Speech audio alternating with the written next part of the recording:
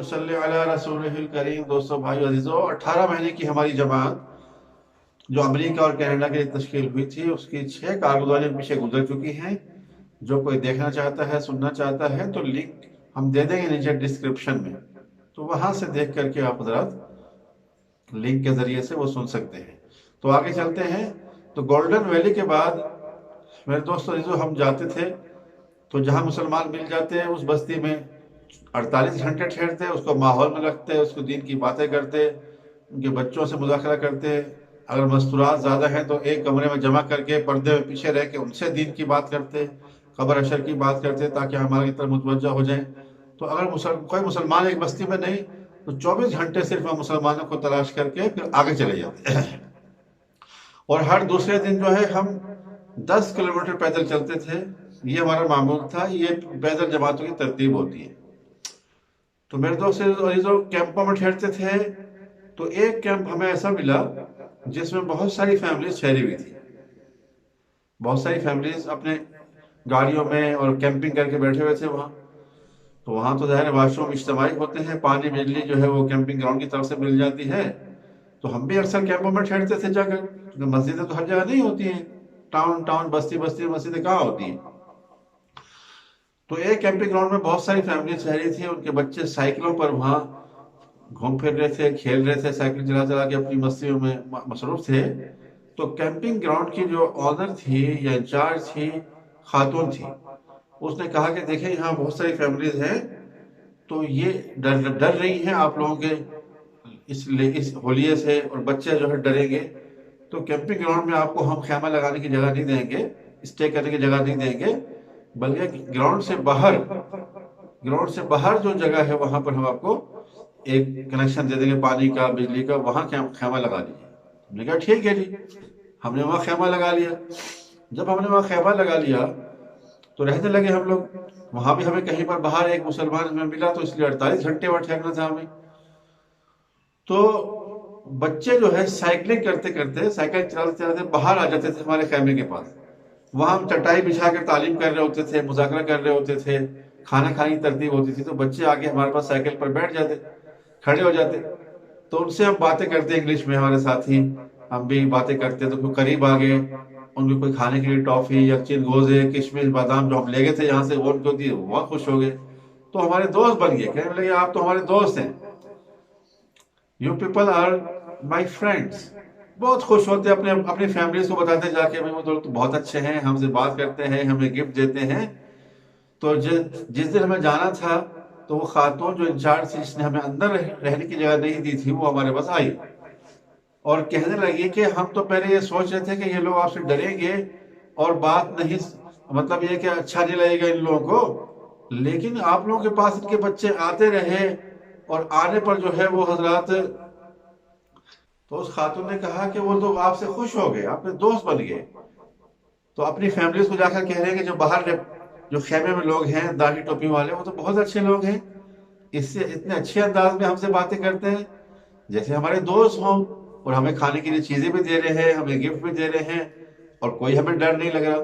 تو وہ بہت خوش ہو گئی، اور وہ پھر آ کر کہتے لگے کہ آپ لوگ یہاں کینیڈا میں کس لیے آئے ہیں؟ پھر ان کو بتایا کہ ہم یہاں گھومتے ہیں پیدل، اور اس طریقے سے لوگوں سے ملتے ہیں، بستی بستی میں شہر گھومتے ہیں، اپنے جو مسلمان ملتے ہیں ان کو بھی ہم لوگ مطلب جو ہے بات کرتے ہیں، ان سے بھی ملتے ہیں، ایک ماحول کریٹ کرتے ہیں۔ تو وہ کہنے لگی خاتون، اوہ آپ تو پریچر ہے، تبلیغ کرنے والے لوگ ہیں، تبلیغ والے۔ پھر اپنا اس نے واقعہ بتایا کہ ہم لوگ بھی آپ کے ملک میں سیالکوٹ میں گئے، سیالکوٹ میں۔ میرے دوستو، سیالکوٹ کی کارگزاریاں آپ لوگوں نے سنی ہوں گی، کتنے لوگ غریب لوگ وہاں عیسائی بن گئے۔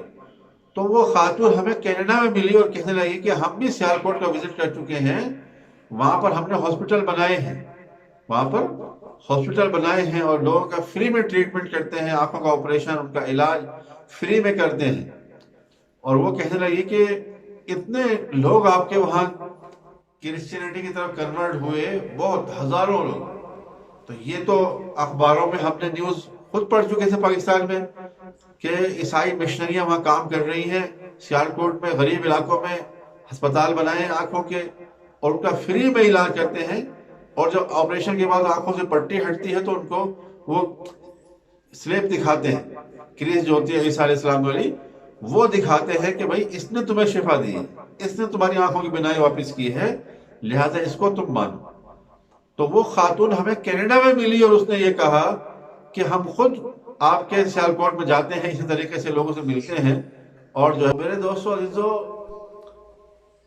سارے دین جو ہے پچھلے جتنی کتابیں اس میں تحریف ہو گئی، صرف اسلام مذہب حق ہے، اس پر جو چلے گا اللہ اس کو کامیاب کریں گے قیامت تک۔ لیکن جن کے کتابوں میں تحریف ہو چکی ہے، رد و بدل ہو چکا ہے، ان کی مشنریاں پوری دنیا میں کام کر رہی ہیں، ہمارے اپنے ملکوں میں آ کر ہمارے لوگوں کو جو ہے وہ عیسائی بنا رہے ہیں اور ان پر محنت کر رہے ہیں۔ لیکن ہمارا دین حق ہے، ہمارا دین حق ہے، ہمارے نبی حق ہیں، اور قیامت تک اب کوئی نبی نہیں آئے گا، یہی شریعت قیامت تک چلے گی۔ لیکن اس کے باوجود ہم لوگ اس کی دعوت کو لے کر نہ پھریں، اس کی دعوت کو لے کر نہ پھریں، اس پر عمل نہ کریں، تو کتنی کاہلی اور سستی کی بات ہے اور افسوس کی بات۔ اس خاتون نے ہمیں یہ بتایا کہ وہاں ایسا ایسا۔ تو میرے دوستوں بھائی بزرگوں، وہاں سے پھر ہم کیمپنگ اٹھا کر ہم آگے چلے گئے، اگلے بستے جاتے جاتے ایک جگہ پر ہم نے کیمپنگ کی۔ تو شام کے وقت میں کیمپنگ گراؤنڈ کا جو انچارج تھا وہ آیا، اس کی 70 سال عمر تھی، اس کی 70 سال عمر تھی۔ تو اس نے آ کر ہمارے پاس بیٹھا خیمے میں، اور خیمے میں ہم نے چنگوزے، کشمش، بادام جو بھی لے کر کے اس کو کھلانے لگے۔ تو تعارف ہوا ایسے ایسے، ان کا نام کیا ہے، کہ ہم سب کا تعارف کروایا، اور پھر ہم نے اپنی فیملی سسٹم کے بارے میں بتایا کہ ہم لوگ جو ہے نا باپ، دادا، ماں، سب دادی، سب ساتھ رہتے ہیں، اور جیسے جیسے ہماری عمر بڑھتی ہے مردوں کی یا عورتوں کی، ان کی اور قدر و منزلت بڑھ جاتی ہے، ہمارے بیٹے، پوتا، پوتی، نوازے ہماری بہت قدر کرتے ہیں۔ اس پر دیکھ کر وہ کہنے لگا ریئلی کہ واقعی آپ لوگ ایسے رہتے ہیں؟ ہم نے کہا ہاں جی، ہمارا فیملی سسٹم ایسے ہے۔ چونکہ وہاں پر تو کیا ہے، جیسے آدمی بوڑھا ہو اور کام کاج کچھ نہ کرتا ہو تو اس کو وہاں اولڈ سٹیزن ہاؤسز بنے ہوئے ہیں، وہاں پر وہ لوگ جمع کر دیتے ہیں، وہ بوڑھا بوڑھی اپنے لحاظ سے وہاں رہ کر اپنے ڈانسنگ کریں، کھاتے پیتے رہیں، کچھ بھی کریں، تو وہ ان کا مسئلہ ہے۔ لیکن ان کے جو بیٹے ہیں، اولادیں، ان کو وہاں جمع کر دیتے ہیں، تو ان کی ذمہ داری خدمت کی ختم ہو جاتی ہے۔ تو پھر کیا ہوا کہ اس نے وہ بڑا حیران ہونے لگا، اس کی آنکھوں سے آنسو جاری ہو گئے، یار کیسا اچھا سسٹم ہے آپ لوگوں کا فیملی سسٹم، ہمارے ہاں تو ایسا نہیں ہے، ہماری تو اولادیں ہم جیسے ہی بوڑھے ہوتے ہیں تو ہم کو وہ وہاں ڈال دیتے ہیں اور سٹیزن ہاؤسز میں۔ تو بڑا خوش ہوا اور رونے بھی لگا، تو اسلام کی خوبیاں سن کر وہ بڑا الحمدللہ متاثر ہوا۔ تو میرے دوستو عزیزو، پھر وہاں پر جو ہے برف باری ہونے لگی، اور ہم لوگ برف میں پیدل چلتے تھے، ہر دوسرے دن، جیسے میں نے بتایا برف میں ہی پیدل چلنا ہوتا تھا۔ تو برف میں چلتے اور راستے میں جہاں نماز کا وقت ہوتا گاڑی ہم روک کے اور برف پر چٹائی بچھاتے اور برف پر ہم جماعت کی نماز پڑھتے۔ کتنے لوگ، جیسے ہماری گاڑی کھڑی ہوئی ہے، کتنے لوگ ہماری گاڑی سے آگے پیچھے روڈ پر 10-20 گاڑیوں کی لائنیں لگ جاتی، اور آ کر جو ہے ہمیں نماز پڑھنے کا دیکھتے کہ آپ لوگ کیا کر رہے تھے، what you are doing، آپ لوگ کیا کر رہے تھے۔ تو ہم نے کہا جی ہم عبادت کر رہے تھے، جو ہمارا پیدا کرنے والا ہے، جس کو ہم اللہ کہتے ہیں، ہم اس کی عبادت کر رہے تھے، یہ ہم دن میں 5 ٹائم کرتے ہیں۔ تو کتنے لوگ اس میں سے کہتے ہیں اللہ اکبر، very nice way of worship, کتنا خوبصورت عبادت کرنے کا طریقہ ہے۔ اس میں سے بہت سے بھی سوال کرتے کہ چلنے کا آپ کا مقصد کیا ہے اور کیا فائدہ ہے، اس طرح کی باتیں۔ تو پھر جو ہے اس میں ان کو بتایا جاتا، ایسے ہی سفر کرتے کرتے کئی لوگوں کے دل جو ہے وہ بدل جاتے اور اسلام کی محبت میں آ کر وہیں اسلام قبول کر لیتے کتنے لوگ۔ اس لیے ہمارے بزرگ کہتے ہیں کہ بھائی پیدل چلو، سنتیں، سر پہ پگڑی، چہرے پر داڑھی، سنت لباس پہن کے پیدل چلو۔ کسی نے کہا جی اس سے کیا اثر ہوگا؟ تو انہوں نے بتایا کہ یہ ہیپی لوگ، یہ ٹورسٹ لوگ پوری دنیا سے آ کر ہمارے ملکوں میں پیدل چلتے ہیں، ان کو زبان بھی نہیں آتی ہے، اردو بولنا نہیں آتی، پشتو بولنا نہیں آتی، پھر ان کو دیکھ دیکھ کر ٹورسٹ پلیسز پر ہمارے لوگ बड़े बड़े बाल रखना शुरू कर देते नौजवान, वैसी शर्ट और फटी फटी पैंटें और चौड़े पजामा, जैसा फैशन वो चलाते हैं वैसा फैशन पूरे मुल्क में चलने लगता है। तो वो तो किसी को नहीं कहते, वो तो किसी को नहीं कहते जी आप ऐसे फैशन बनाओ, ऐसा चौड़े पजामे वाला पहनो, पैंट बाल ऐसे बनाओ, किसी को, सिर्फ अपना एक जो उनका कल्चर है उसके मुताबिक चलते। तो हमारे नौजवान उनको देख देख कर वैसा बनना शुरू कर देते थे। तो जब हम उन ऐसा सुन्नत के मुताबिक जिंदगी गुजार के चलेंगे, क्या दुनिया के दिल नहीं हिलेंगे? उन गैरों के तरीके से हमारे लोग जो मुतासिर हो रहे हैं, दो जहां के सरदार हजरत मोहम्मद सल्लल्लाहु अलैहि वसल्लम के सुन्नत तरीकों को लेकर जब हम दुनिया में फिरेंगे तो क्या ख्याल है उस मोहम्मदी तौर तरीकों का असर नहीं पड़ेगा? अरे लोगों के दिल हिल जाएंगे, तो हम खुद देख के लोगों के दिल हिल जाएंगे। कोई कहता कि आपकी टर्बन यानी पगड़ी कितनी अच्छी लग रही है, इस दाढ़ी की वजह से आपके फेस कितने अच्छे लग रहे हैं। मेरे दोस्तों, हर तरीके में ऐसी खूबसूरती, ऐसी कशिश है। तो फिर जो है एक जगह पर हम कैंपिंग ग्राउंड जब बंद होना शुरू हो गया आखिर में, कि कैंपिंग लगाने की जगह खत्म हो गई, क्योंकि वहां पर तो वो बर्फबारी शुरू हो गई थी। तो हम लोग जो है बड़े बड़े शॉपिंग मॉल के बाहर गाड़ी खड़ी करने लग गए, और रात को जैसे तहज्जुद पढ़नी है, फजर से पहले उठ के एक दो आदमी जाके वॉशरूम में जाते और वहां जाके अपने वजू करके आ जाते थे।